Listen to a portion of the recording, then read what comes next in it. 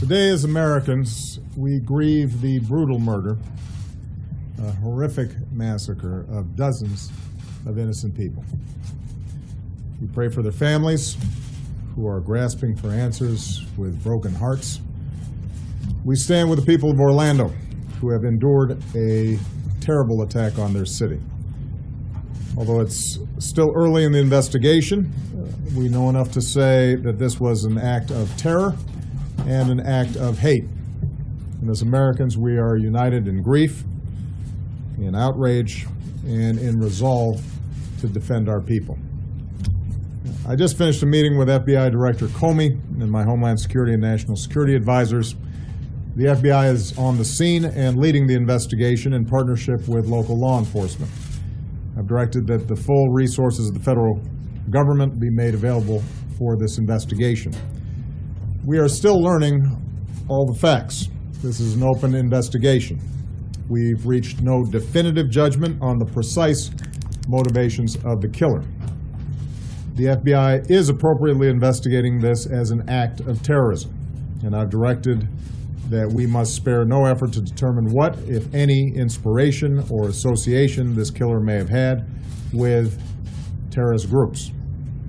What is clear is that he was a person filled with hatred. Over the coming days, we will uncover why and how this happened, and we will go wherever the facts lead us.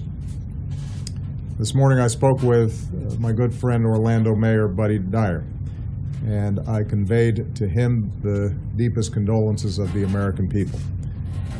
This could have been any one of our communities. So I told Mayor Dyer that whatever help he and the people of Orlando need, they are going to get it. As a country, we will be there for the people of Orlando today, tomorrow, and for all the days to come. We also express our profound gratitude to all the police and first responders who rushed to harm's way. Their courage and professionalism saved lives and kept the carnage from being even worse.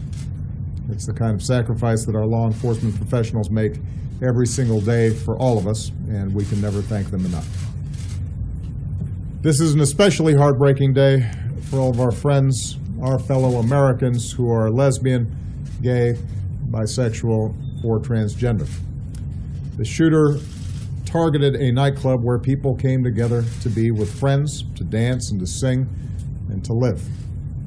The place where they were attacked is more than a nightclub. It is a place of solidarity and empowerment where people have come together to raise awareness, to speak their minds, and to advocate for their civil rights.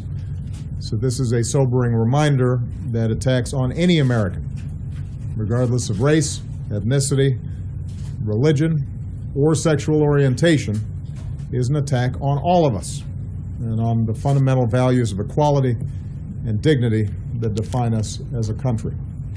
And no act of hate or terror will ever change who we are or the values that make us Americans. Today marks the most deadly shooting in American history. The shooter was apparently armed with a handgun and a powerful assault rifle.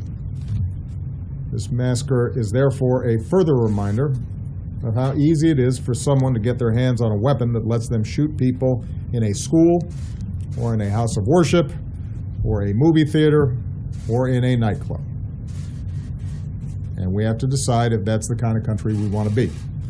And to actively do nothing is a decision as well. In the coming hours and days, we'll learn about the victims of this tragedy.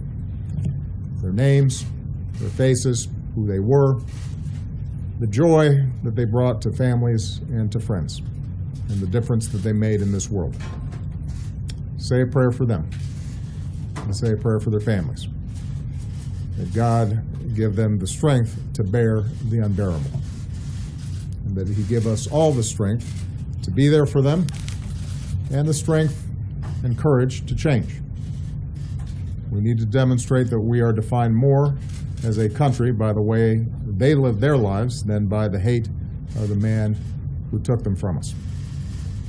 As we go together, we will draw inspiration from heroic and selfless acts. Friends who helped friends, took care of each other, and saved lives. In the face of hate and violence, we will love one another. We will not give in to fear or turn against each other. Instead, we will stand united as Americans to protect our people and defend our nation and to take action against those who threaten us. May God bless the Americans we lost this morning. May He comfort their families. May God continue to watch over this country that we love. Thank you.